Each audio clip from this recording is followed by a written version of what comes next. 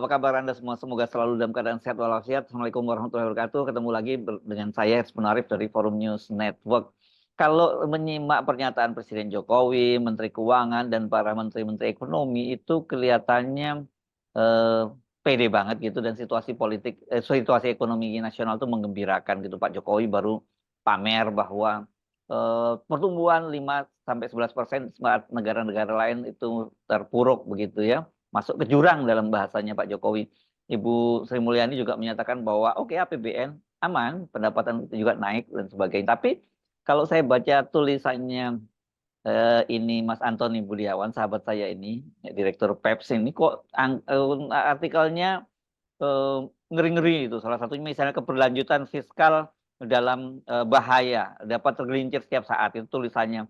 Sebelumnya juga Mas Antoni ini nulis soal ekonomi Indonesia itu masuk zona bahaya juga. Ya. Ini apakah karena posisinya sebagai oposisi menakut-nakuti atau memang realitasnya semacam itu? Mari kita ajak Anda untuk berbincang langsung dengan Mas Antoni Budiawan. Mas, ini pertanyaan publik, Anda jangan-jangan cuma nakut-nakutin atau faktanya sebenarnya seperti itu? Bagaimana menjelaskan ini? Ya. Begini, pertama adalah ini kan tidak mengada-ada. Mm-mm. Data dari BPS. Nah, kita bermain data, kita lihat data, dan data itu berbicara begitu. Apa Oke. yang saya tulis, datanya Mm. saya lampirkan. Nah, itu Ya, pertama. Jadi orang bisa ngecek benar atau ya, tidak. Gitu. Itu ya. pertama. Mm-mm. Kedua, Sri Mulyani Jokowi, Presiden Jokowi, mau tidak mau harus bicara hal seperti itu. Mhm. Dia harus bisa bicara mengenai bahwa ekonomi kita baik, Ya. semuanya begitu.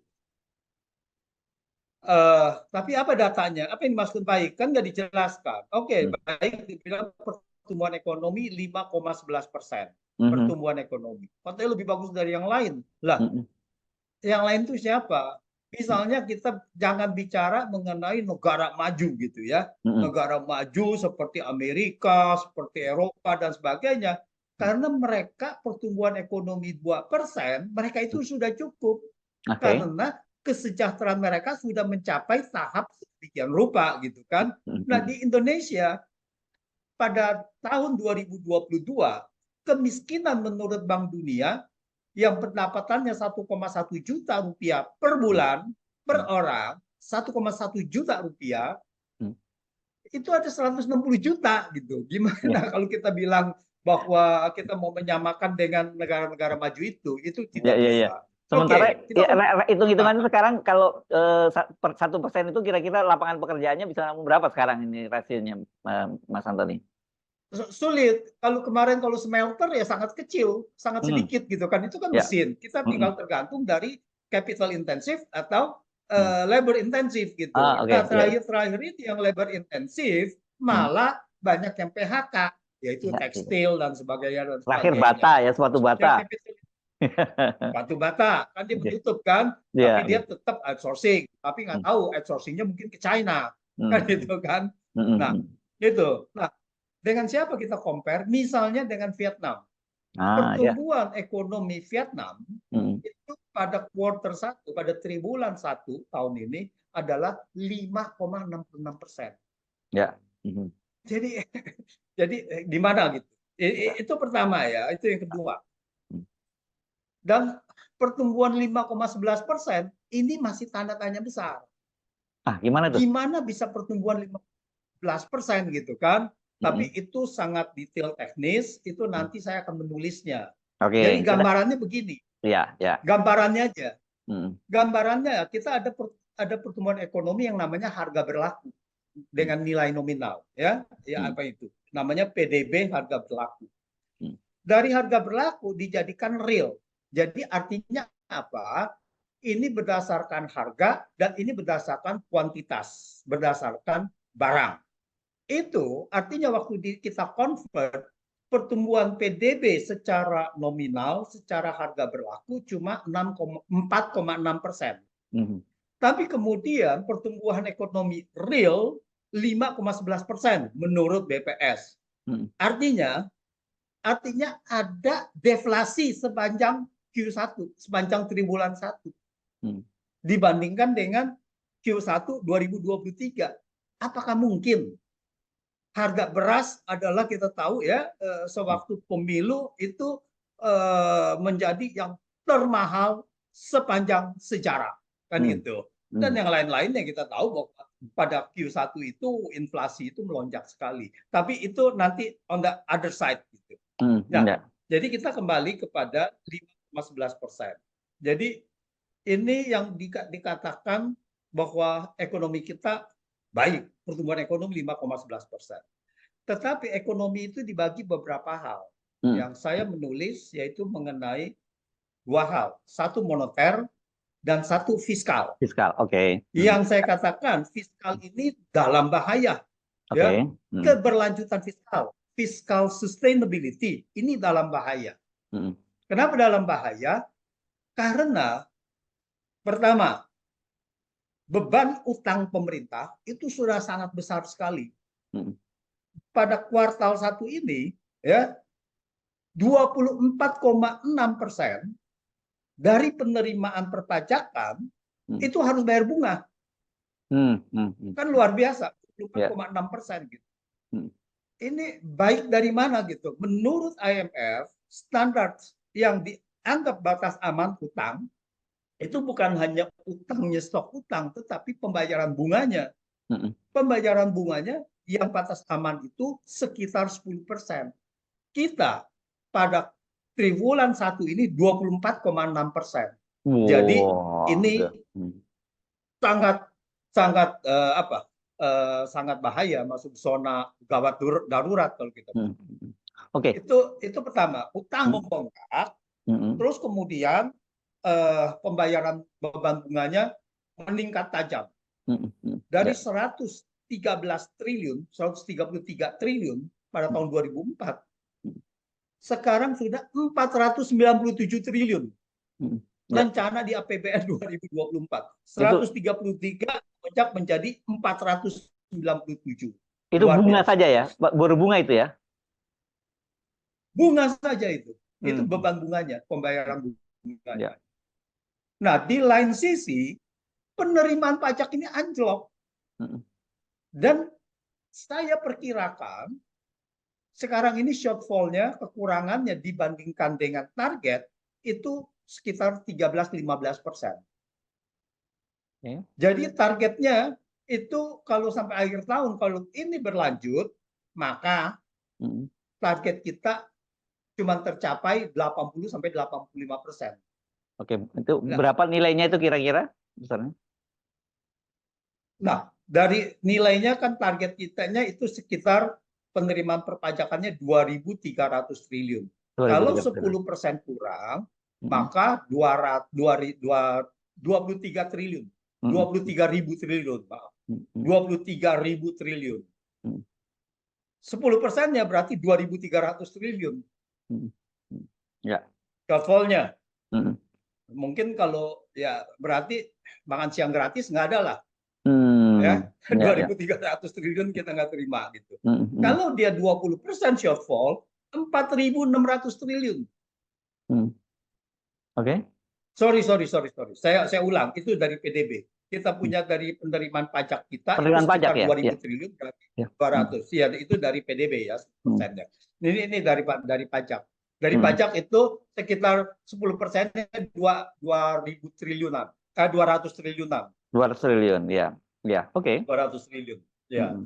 Jadi ini penerimaan pajak turun, lalu kemudian beban bunga naik dan yang lain-lainnya, maka ini penerimaan pajak terhadap PDB itu sekarang di bawah 9%. Jadi udah yang terendah. Nah, ini kan tidak disorot, tidak dikatakan oleh diceritakan oleh Sri Mulyani. Hal-hal seperti ini. Nah, itulah permasalahannya, Bung Ersu.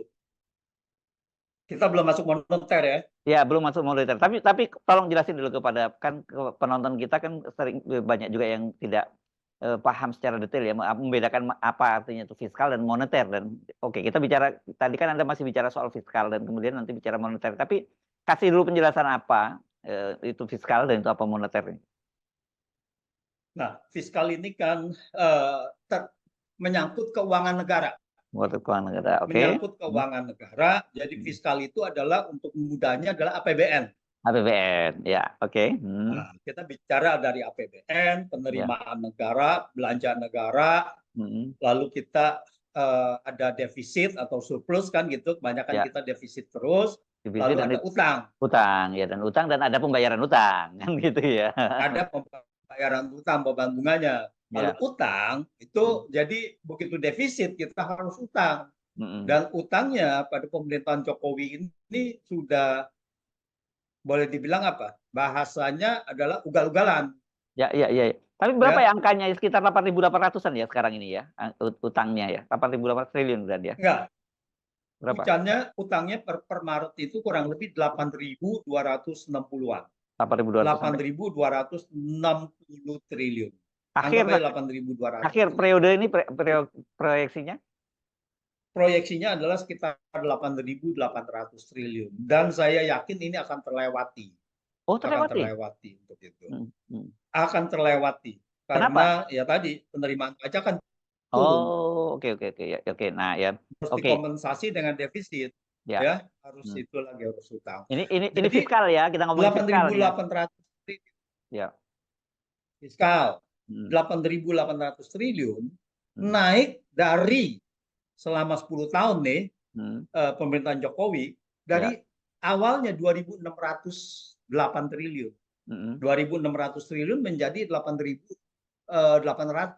Naik 6.200 triliun. Bayangkan. Berapa persen itu?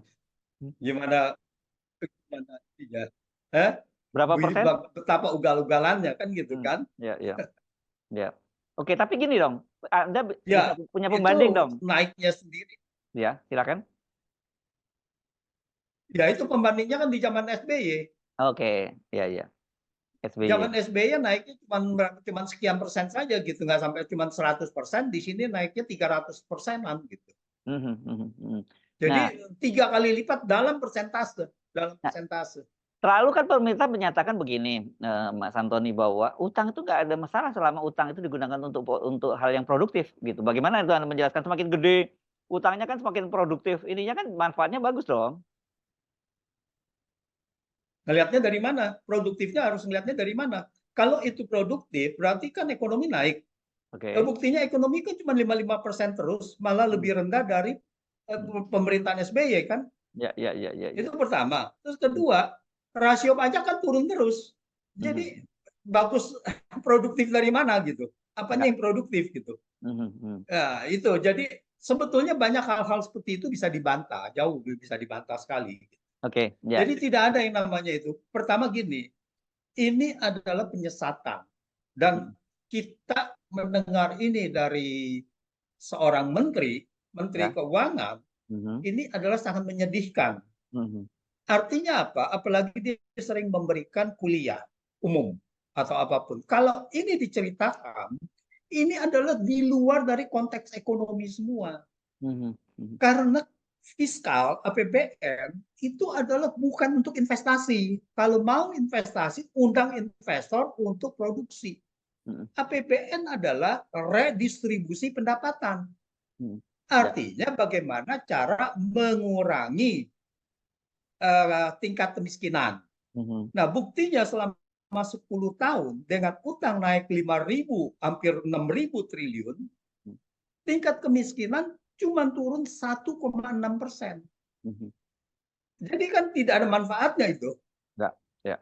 Nah, jadi kita sangat menyedihkan sekali mendengar menteri ini berbicara dengan ya berarti ini mengandung unsur pembohongan publik, pembodohan publik. Karena tidak ada APBN itu untuk produktif gitu. Ya. Oke. Bangun tol, siapa yang bangun tol? Bangun tol kan bukan APBN. Bangun tol itu adalah swasta. Bisnis, BUMN karya diminta untuk bangun tol dan akhirnya apa? Akhirnya sekarang semuanya terjerat utang semua. Waskita Karya kalau nggak salah sekarang udah lagi mau di delisting dari bursa. Udah terjerat utang semua gitu. Jadi yang tidak visible juga disuruh BUMN kita. Jadi BUMN ini sapi perah. Ya, ya. Untuk demi ambisi infrastruktur ya. Untuk ambisi infrastruktur, seolah-olah jadi infrastruktur orang bisa melihat, oh apa ini, oh ini pertumbuhan ekonomi dan sebagainya gitu. Padahal itu adalah hanya salah satu faktor. Tetapi rakyat miskin kita nggak diperhatiin, cuma turun 1,6%. Nah, ini dengan APBN sedemikian rupa besarnya, ini sangat menyedihkan. Ya, ya, Ini oke. kebijakannya adalah gagal total. Belum lagi termasuk bahwa akan naikkan, bahwa subsidi kebanyakan dipangkas di zaman pemerintahan Jokowi ini. Dan BBM harganya naik kan gitu kan, listrik Betul. naik dan semuanya naik gitu kan. Dan PPN naik, pajak naik. Betul. Tahun depan akan dinaikkan lagi gitu. Jadi Ya. sudah dinaikkan sedemikian rupa, masih penerimaan pajak masih di bawah 9%. Apa namanya kalau ini nggak gagal kan gitu. Ya, oke. Nah, kan Anda menulis ini dalam kondisi berbahaya dan itu kalau salah bisa tergelincir. Apa faktor-faktornya yang bisa menyebabkan itu menjadi tergelincir gitu dan indikatornya sekarang seperti apa gitu. Ya, artinya indikatornya adalah begini, kalau penerimaan negara jauh di bawah target, kalau Ya. dia sampai 85%, 80% di bawah target, berarti ada belanja negara spending Ya. yang tidak bisa dipenuhi. Oke. Nah, Nah, kalau spending tidak bisa dipenuhi, berarti mempengaruhi pemberantasan kemiskinan. Berarti kemiskinan kemungkinan besar akan naik gitu. Itu. Jadi pertama, dan kedua adalah pertumbuhan ekonomi akan kontraksi, akan mengecil karena spending dari pemerintah juga berkurang. Karena berkurang multiplier efeknya dan terjadi kontraksi di dalam ekonomi. Jadi ini kebalikan kalau kita bilang defisit besar, itu kan stimulus. Ini kan destimulus, jadi ini terjadi kontraksi. Dan itu akan bergulir terus seperti bola salju. Dan ekonomi akan jatuh. Begitu ekonomi jatuh, semua orang akan menahan konsumsi. Dan ekonomi akan kolaps. Dan buntutnya lagi, maka APBN akan dipres lagi. Akan nyusut lagi gitu. Nah, ini yang dimaksud dengan akan ya tergelincir dan akan masuk krisis fiskal. Nah, krisis fiskal itu akan memicu nanti krisis utang dan menjadi krisis valuta. Kurs rupiah akan merosot terus. Ya. Ya. Oke. Nah, ini kan jadi sekarang ini ya kalau kita lihat ya Mas Antoni, tanda-tanda itu seperti Anda sebut tadi itu sangat kuat begitu ya, itu yang terjadi karena apa? Ya. Ditambah lagi realitasnya bahwa pemerintahan yang baru Prabowo Gibran itu juga punya program yang dalam tanda petik juga mercusuar, memberi makan sampai 80 juta orang. Itu kan dan angkanya itu besar sekali, setiap tahunnya 450 triliun. Itu hampir sama dengan biaya ibu kota gitu. Sementara Pak Jokowi kan juga ada tanda-tandanya bahwa dia tetap ingin memaksakan agar IKN itu tetap jalan dan problemnya Pak Prabowo kan sudah mengklaim bahwa dia pemerintahan penerusnya Pak Jokowi kan begitu. Jadi kita bayangkan angka itu ketemu nanti bagaimana cara baku aturnya di APBN itu. Jadi makan siang gratis dengan kalau seandainya pengeluaran yang lain itu mau diteruskan, maka harus ada penambahan kenaikan pendapatan Yes, oke. penerimaan negara. Nah, kalau ini tidak bisa, berarti harus ada dikompensasikan. Kalau IKN tidak mau, berarti ada yang lain. Apakah itu dana pendidikan, dana pertahanan, apakah itu nanti kesehatan? Nah, itu tinggal pilihan saja gitu kan. Nah, kalau ini yang dipilih, maka kita bisa yakin bahwa IKN itu akan terbengkalai dan kalau ini diambil dari dana pendidikan, dari dana kesehatan, siap-siap bahwa nanti orang yang itu tidak bisa membayar BPJS lagi. Artinya BPJS akan eh, fasilitasnya akan dikurangi gitu. Nah, Oke. jadi mau tidak mau, jadi sosial dari pelayanan sosial dari ini akan dari negara ini dari pemerintah akan berkurang drastis gitu. Nah, itu Ya, dampaknya. ya. Oke, kalau Dan sekarang saya tidak yakin bahwa itu bisa dilakukan, ya, Bung Ersu. Dan saya yakin itu tidak mungkin bisa dilakukan. Oke lah, awal-awal mungkin adalah euforia, tapi pada saatnya akan melihat, wah ini tidak mungkin bisa, oke. Nah, ini akan stop sendiri. mumpung lagi rame ya, saya tanyakan pada Anda nih, apakah kemudian ada kaitannya atau ada dampaknya? Sekarang ini kan lagi rame-rame perguruan tinggi menaikkan uang kuliah, tunggalnya ya, itu dan itu naiknya sampai 100% dan mahasiswa di mana-mana demo. Kemudian bahkan ada yang sampai oleh rektornya dilaporkan ke polisi dengan undang-undang ITE begitu. Itu kan kalau dari sisi kemampuan masyarakat itu berarti memang terjadi ya melemah ya kemampuan daya beli itu ya. Dan kemudian kalau dari sisi pemerintah kita juga bisa melihat mereka ada kebutuhan gede sehingga mereka kemudian menaikkan uang kuliah tadi itu. Ini adalah tanda-tanda kalau kita lihat bahwa Ya. pemerintah ini sudah panik. Mhm. Jadi apa yang dikatakan Sri Mulyani itu adalah tidak benar dengan ada perkembangan-perkembangan seperti begini. Ya. Mungkin sebelumnya juga Mas Ersu pernah masih eh, dengar bahwa akan ditarik iuran pariwisata Oh betul ya, lihat tiket pesawat ya? dengan tiket. Iya, iya, iya, Nah, betul, untuk iya, itu iya. kan di tiket Mmm, penerbangan. mhm, mhm, Kayak begini, pertama itu adalah melanggar undang-undang, melanggar konstitusi. Nah, jadi ini menunjukkan suatu kepanikan berarti tidak ada duit di dalam APBN mhm, untuk membiayai sesuai dengan anggaran yang sudah ditetapkan. mhm. Apalagi anggaran yang sudah ditetapkan sudah dipotong 5% untuk automatic adjustment, ya Ya, kan, untuk ya, bantuan sosial gitu. Nah, jadi ini dilihat dari yang tadi mungkin siapa Marinvest itu mhm. Kementerian Marinvest ya, itu waktu yang mengadakan Luhut ya, Oh Pak itu Luhut ya? sudah tidak ada. Mhm, Jadi diharapkan mendapatkan kreatif dana dari masyarakat dan sayangnya adalah semua ini melanggar. ya, Nah, ini juga terjadi. Berarti apa? Berarti dana pendidikan yang tadi itu akan dikurangi mhm, untuk ini kan dialihkan kepada pengeluaran-pengeluaran yang lain. ya, ya, ya, Apakah itu nantinya juga untuk apa makan siang gratis dan sebagainya ini preparation untuk ke sana. Itu kan berarti kan untuk ya, tahun depan kan? ya, ya, Nah, untuk tahun depan berarti dana dari APBN mau dikurangin supaya eh, universitas perguruan tinggi itu bisa membiayai dirinya sendiri dari tambahan uang ya, uang kuliah tadi.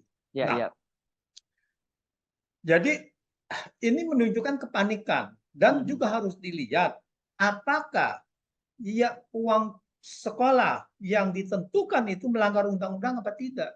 Dan mhm, saya yakin bahwa itu tidak bisa sedemikian rupa seenaknya karena mereka harus juga konsultasi dengan DPR. Ya tidak tahu kalau memang DPR-nya juga memang menyetujui aja gitu. ya, Tetapi ya, setidak-tidaknya harus ada konsultasi. Jadi kita bisa lihat ya DPR-nya memang pro rakyat apa tidak kan gitu. ya, ya, ya. Pendidikan ini kan amanat konstitusi ya, mencerdaskan kehidupan bangsa itu kan amanat konstitusi, jadi itu tanggung jawab negara sebenarnya gitu. Ya, Iya, jadi tanggung jawab negara ini dibuat semuanya dikomersialkan sampai sedemikian rupa bahwa ini lebih liberal dari negara yang sudah liberal. Jadi mhm, kita lihat negara Skandinavia, negara Eropa Barat, mhm, uang sekolahnya itu sangat rendah sekali. Di Jerman gratis, ya mhm, perguruan tinggi. mhm, mhm, Dan bukan hanya untuk warga Jerman, terhadap warga asing pun gratis gitu. mhm, Finlandia juga gratis gitu. Di Belanda itu uang sekolah itu jauh lebih murah dari Indonesia. mhm, Ini mhm. gimana kita? Ya, ya, ya. Nah, jadi artinya kalau nah sekarang soal rame-rame, Pertalite yang katanya mau dihapuskan. Pak Luhut kan jelas menyatakan tahun 2024 ini, akan dihapus, tapi Pertamina selalu membantah itu, menyatakan masih tetap disediakan. Tapi kita tahu kemana arahnya itu, dan itu kan bagian dari yang tadi Anda sebut ya, subsidi-subsidi dipangkas karena pemerintah sudah nggak mungkin lagi menyediakan itu gitu ya. Ya, jadi artinya bahwa sekarang daripada dia mau menaikkan harga lagi, itu Hmm, akan menimbulkan gejolak. Ya. Jadi mereka mudahnya mengambil jalan pintas, yaitu pertalite-nya dihilangkan. Itu. Ya, ya, Tapi ya. masalahnya adalah apakah bisa pemerintah eksekutif langsung melakukan sepihak bahwa itu menentukan tidak ada pertalite. Karena ini adalah tugas dari DPR dan tugas dari konstitusi juga, bahwa public goods harus ditentukan sesuai kemampuan dari masyarakat. Jadi saya yakin kalau kita lihat link-linknya ini akan melanggar undang-undang juga dan melanggar konstitusi juga, kesejahteraan dan sebagainya, karena BBM adalah public goods. Oke. Public goods tidak bisa ditentukan sepihak saja oleh eksekutif, harus ada approval dari DPR gitu. Nah, mudah-mudahan DPR-nya adalah empati, ada empati kepada masyarakat. Sekali lagi, apa yang dikatakan oleh Luhut ini adalah satu arogansi kekuasaan melewati wewenang dari DPR. Ini kita akan hapus kan gitu kan. Makanya Pertamina juga ini nanti dulu, nanti dia bisa salah. Karena siapa kalau seandainya dia menghapus, berarti tanggung jawab ada di Pertamina. Bagaimana kalau itu adalah melanggar undang-undang? Ya, ya, ya. Oke. Nah, kalau prediksi Anda dengan tadi itu, dengan indikator-indikator tadi itu, dan munculnya berbagai peristiwa-peristiwa yang saya kira ini jadi fenomena ini saja ya, semacam fenomena gunung esnya begitu. Di mana nih crossing-nya ini nanti? Ya, kita lihat bahwa itu tekanan-tekanan ini akan semakin besar.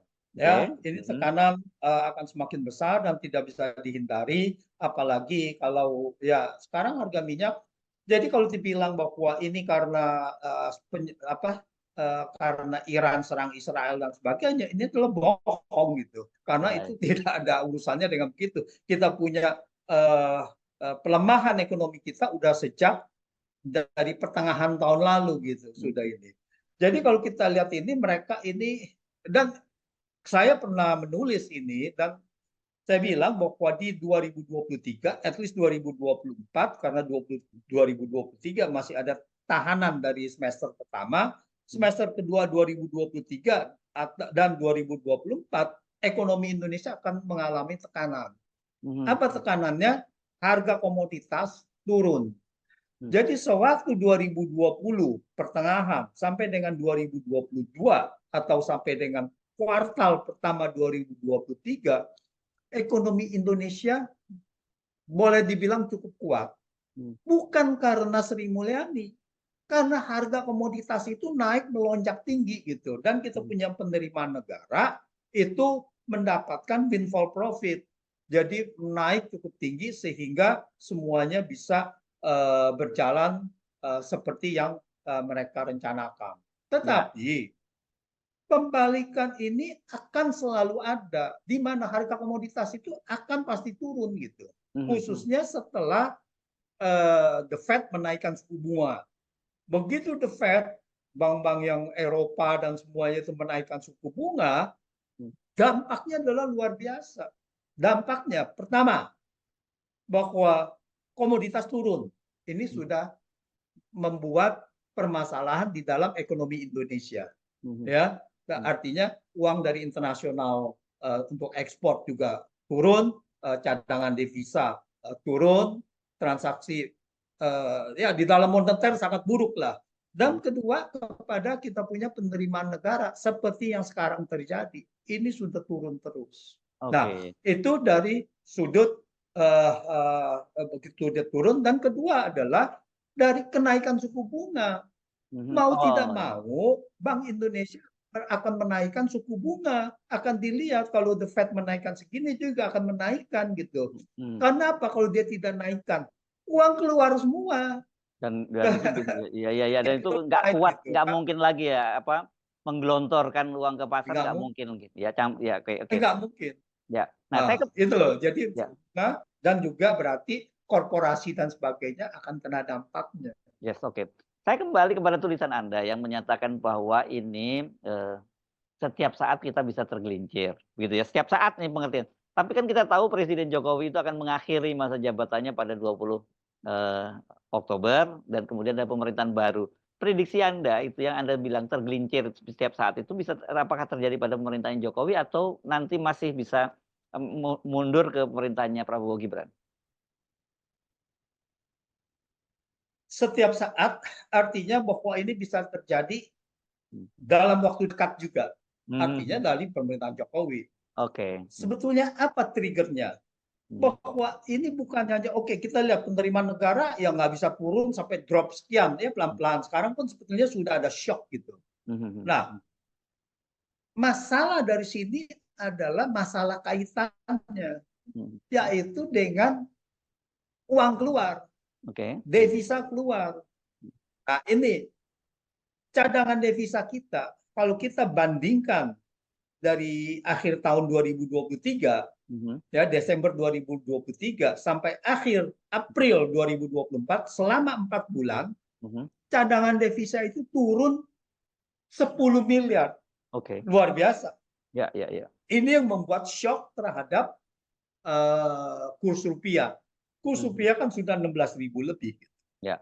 Ini nggak bisa ditahanin. Padahal Bank Indonesia sudah menaikkan suku bunga dengan 0,25% lagi menjadi 6,25%. Ya, ya. Tetapi ini masih 16.000. Dan kedua, Bank Indonesia sudah juga sudah menyimpang dari tugas-tugasnya, yaitu sekarang dia menerbitkan surat utang. Ya, Yang ya. namanya sertifikat rupiah Bank Indonesia. Itu dari rupiah.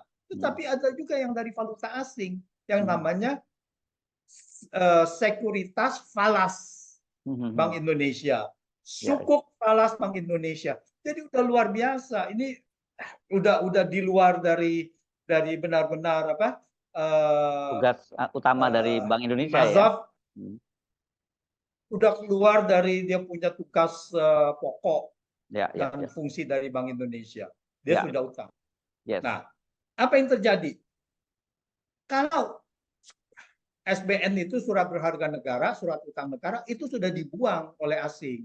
Nah, sekarang apa? Asing mulai beralih ke sertifikat surat utang Bank Indonesia.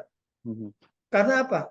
Suku bunganya pasti lebih tinggi. Lebih tinggi. Jadi kita percuma aja. Jadi justru kita memberikan asing itu suku bunga yang lebih tinggi. Nah, ini yang harus dilakukan. Dia tidak bisa untuk karena kalau enggak uang itu akan keluar.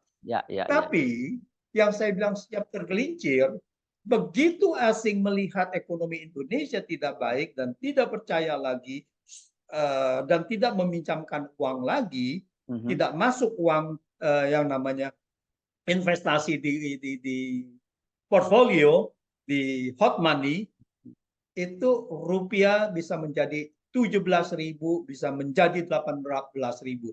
Apakah kalau begitu tidak langsung tergelincir? Iya, iya, iya. Wah, ini serem ya situasinya ya. Ya, oke. Oke, saya kira clear ya, kira-kira dan indikator-indikatornya sudah mulai terlihat soal itu ya. Tetapi kita selalu kan teorinya setiap kali ketika terjadi crash antara ketemu krisis ekonomi dan kemudian ada krisis politik dan tetap bisa juga terjadi krisis ekonomi itu memicu krisis politik, ya pemerintah itu bisa jatuh. Kan gitu ya, Mas Antoni ya. Yes. Dan kebanyakan adalah krisis ekonomi yang akan memicu krisis politik. Yes. Karena tanpa ada krisis ekonomi, krisis politik itu akan bisa ditangani. Ya. Kan semuanya akan happy aja, kecuali ya memang negara yang benar-benar sudah demokrasinya mapan gitu ya. Dan pemimpinnya tahu sendiri, tahu malu dan sebagainya. Kalau di sini kan tidak kan gitu. Nah, jadi kalau kita lihat bahwa yang bisa menyelamatkan Indonesia satu aja. Apa itu? Satu hal, nasib Indonesia ada di tangan investor asing.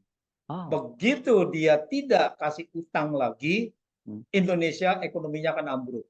Selesai itu barang. Mereka akan berusaha menarik utang, meminjam utang, menarik utang dari asing untuk untuk intervensi kepada kurs rupiah. Di situ rupiah sudah mulai merosot terus dari sekitar 2.400 rupiah per dolar itu menjadi 3.000 dan terus 3.500. Itu banyak intervensi dan sebagainya. yaitu terutama pada saat itu dengan apa namanya, kan tidak bebas, itu kan di-manage kan ya, dengan Ya. floating, manage floating dan sebagainya gitu. Itu sebetulnya sudah tanda-tanda ke situ. Tapi itu memerlukan waktu sampai 6 bulan dan full speednya sampai dengan akhir tahun itu, sampai dengan Desember, sampai ke Rp6.000. Pak Harto masih kuat pada saat itu, 2.500 sampai 6.000 masih kuat. Nah, lalu kemudian seketika dalam 2 minggu, 3 minggu, rupiah di bulan Januari menjadi 16.000. Nah, ini kalau sudah begitu, ini langsung siap tergelincir gitu. Nah, dengan begitu mau tidak mau, cadangan devisa tidak ada, mau tidak mau, Pak Harto minta bantuan kepada IMF. Yang awalnya adalah tidak mau, dan itu ya kemudian tapi tidak kuat lagi gitu. Nah, kita tahu, tapi juga pasar sudah tidak ada yang mau lagi untuk masukin uang, ya mau tidak mau dia bertahan di sampai 16.000 setelah IMF bantu. Jadi hanya satu yang bisa menyelamatkan, yaitu ada bailout, ada utang, ada talangan. Apakah akan terjadi dari untuk Indonesia kalau melihat uang keluar sudah 10 miliar pada bulan 4 bulan ini? Bukan tidak mungkin kalau turun 10 miliar lagi, ini akan kolaps. Ya, 10 miliar ini US Ekonomi dollar kita. ya, US dollar ya ini ya. 10 miliar US dollar. Itu begitu 10 miliar lagi keluar, ini sudah tidak ada tahan untuk bailout. Bank Indonesia utangnya tadi udah dipakai untuk bailout tadi. Untuk, sorry, bukan bailout, intervensi. Ya. Nah, begitu. Jadi ya artinya banyak yang melihat bahwa ini ekonomi masih kuat dan sebagainya, tetapi kalau begitu ekonomi turun, itu bisa langsung seperti apa, jet coaster ya, langsung turunnya langsung anjlok begitu. Lihat seperti Sri Lanka. Sri Lanka ekonominya setahun sebelumnya itu sangat bagus sekali. Tapi kemudian ditinggalkan sama investor, dia akan rusak. Turki, Argentina, ekonominya semuanya bagus. Tapi begitu investor keluar, maka kurs mata uangnya itu anjlok 50%, 60%, 70%, dan di situ akan bola salju, inflasi akan naik dan sebagainya semuanya. Ya, seperti kita alami 97, 98. Yes, oke. Baik, terima kasih. Jadi ini kalau kemudian saya menyimak pernyataan ini bukan berarti nakut-nakutin ya. Karena semua data-data yang Anda tampilkan tadi itu data-data yang Anda ambil juga itu data dari pemerintah ya, Mas Antoni ya. Jadi bukan data ngarang-ngarang atau bukan sekarang data omon-omon, bukan ya. Ya. Oke, terima kasih Mas Antoni, Managing Director Political Economic dan Public Studies ya. Sampai ketemu lagi Mas Antoni. Salam. Yes, baik. Oke, terima kasih Anda tadi mengikuti perbincangan saya dengan Antoni Budiawan, Managing Director dari PEPS, itu Political Economic dan Public Studies. Saya Ersbun Arif dari Forum News Network. Sampai jumpa lagi. Wassalamualaikum warahmatullahi wabarakatuh.